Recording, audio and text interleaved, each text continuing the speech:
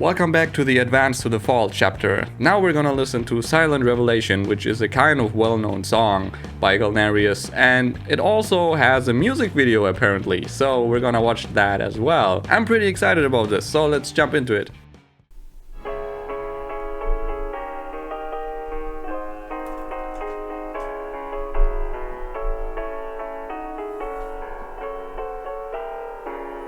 No, those glitchy effects though.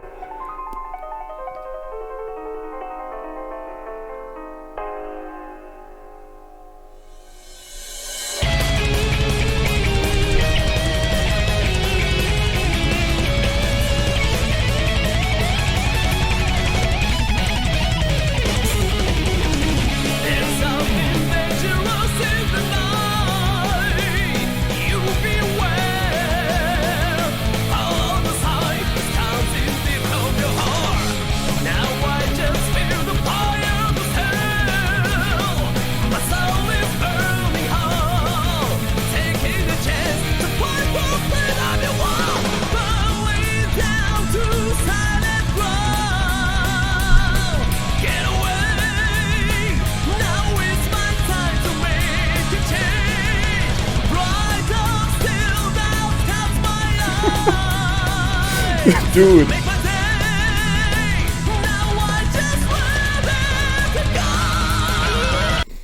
So, we're gonna stop here. Dude, I really like the makeup of this video. I don't know, there's just something about these early 2000s videos.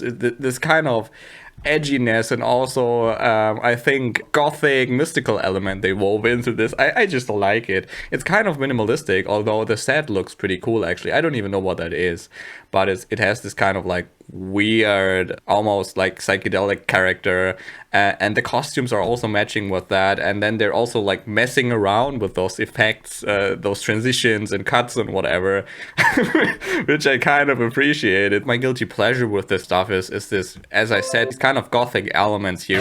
We have this chain here and this like this guy with like blindfolded and in chains and whatever. I don't know if that's Yamabi or if that's just an actor or model or whatever.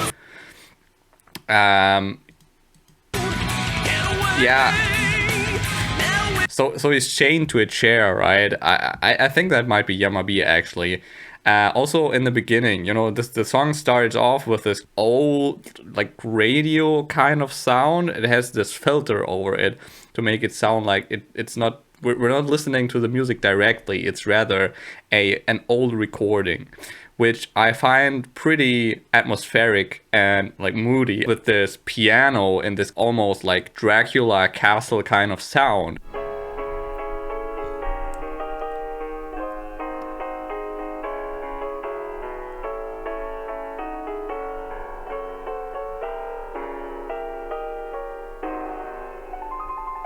I totally like that. Oh, and there's the chained chair, which looks pretty cool. It kind of has this electric chair kind of feeling, to be completely honest. But then on the other hand, the person in it is just trapped in chains, which is an even cooler imagery, actually. So, pretty cool. I think we're gonna jump, I don't know, maybe here. Yeah.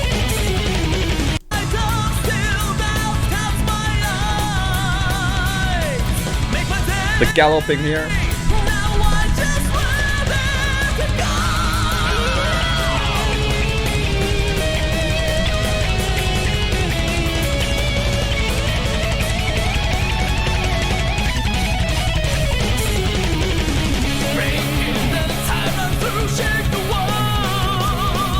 I like the riff here.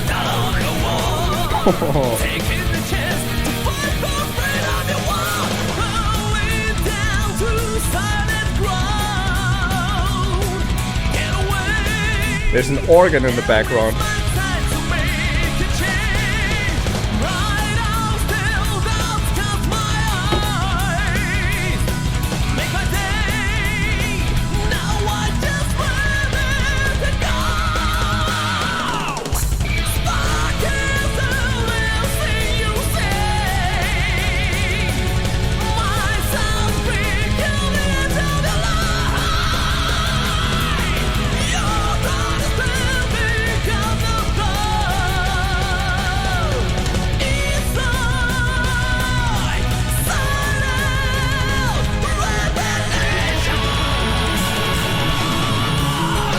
I adore this chorus. It's a really cool chorus. Yamabi shows a lot of his voice here with the rasp and all.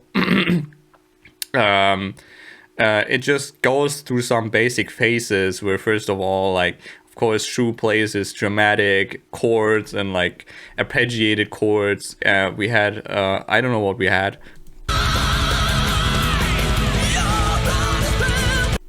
Yeah, we had these really dense strings in the background, and then also it finishes off with a galloping part. I love this chorus.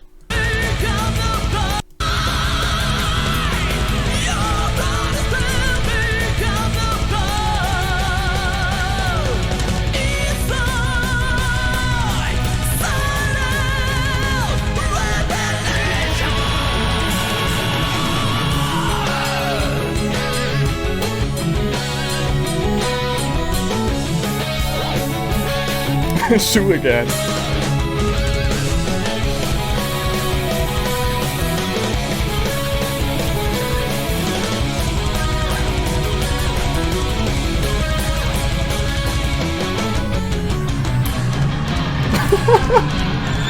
Did you see that? Did you see that? You can just put his knee on the keyboard, bro. That's how you play.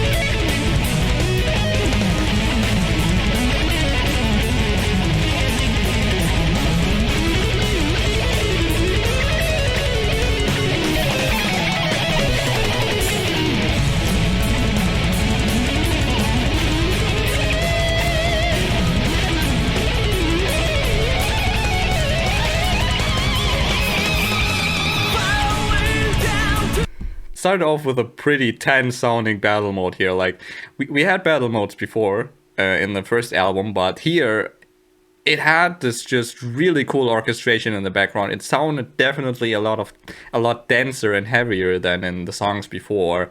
They also had a kind of weird thing going on with the rhythm here. I like that as well. It kind of staggered a bit. And it was a bit interesting to headbang to, definitely. Now that I think about it, actually, the solo is rather like muted and simplistic. It's not that like showy or whatever. It goes kind of a bit more on the mood side of things.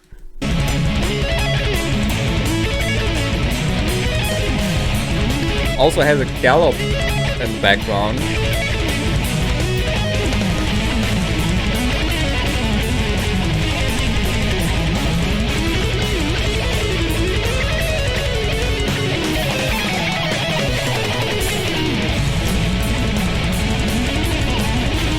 Yeah, but like with each iteration, it adds a bit more like fullness to it in the background and the orchestration.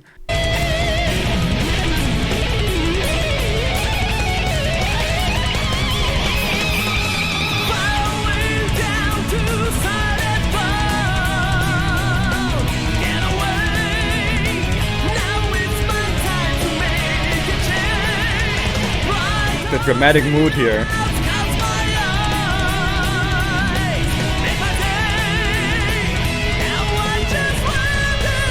Freedom.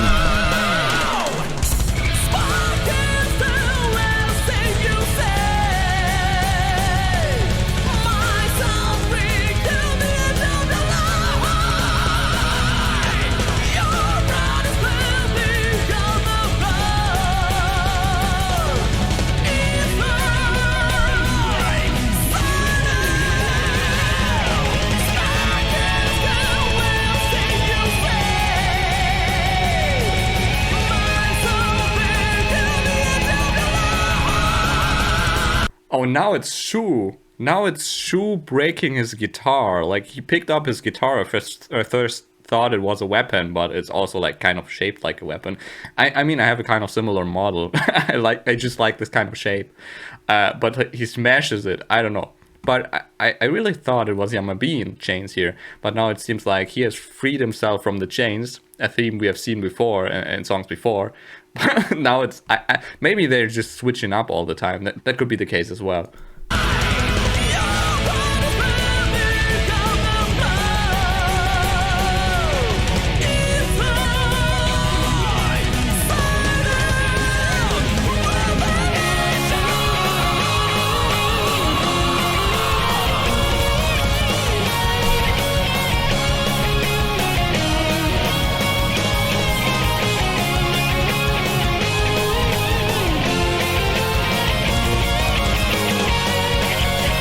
Oh, they actually broke it.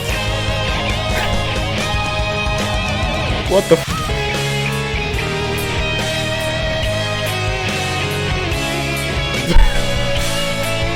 Okay, that's CG. That has to be CG.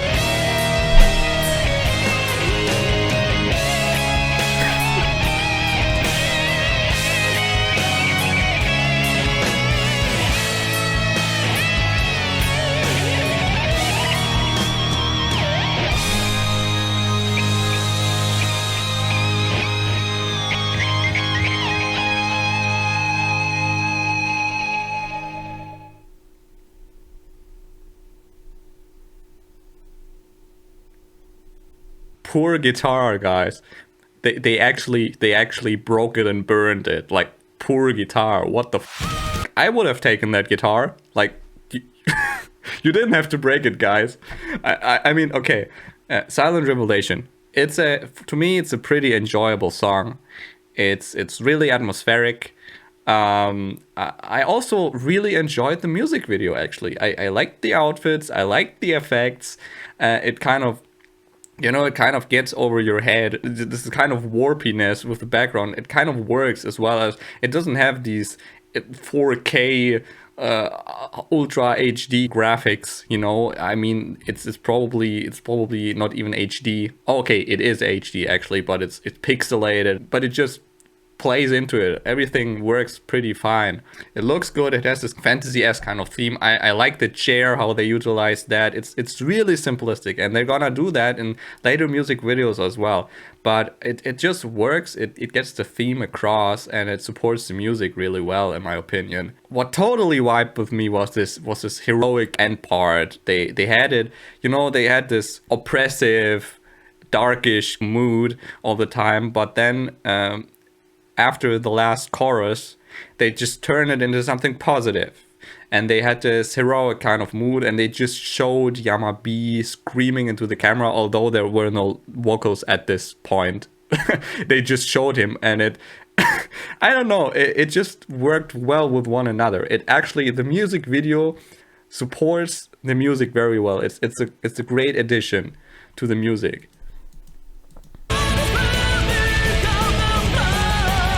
And I like Yamabe's outfit here, especially.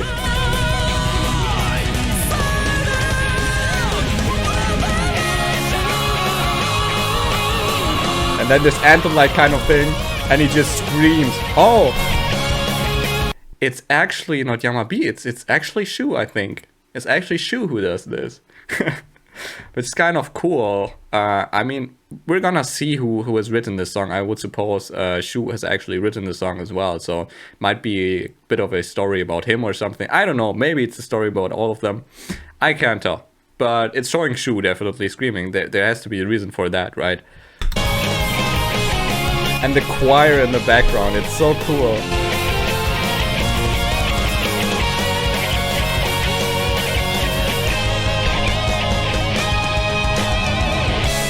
And back to the beginning.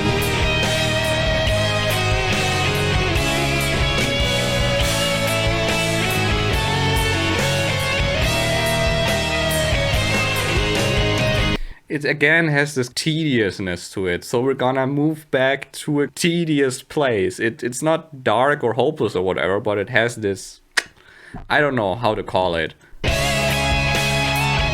tension.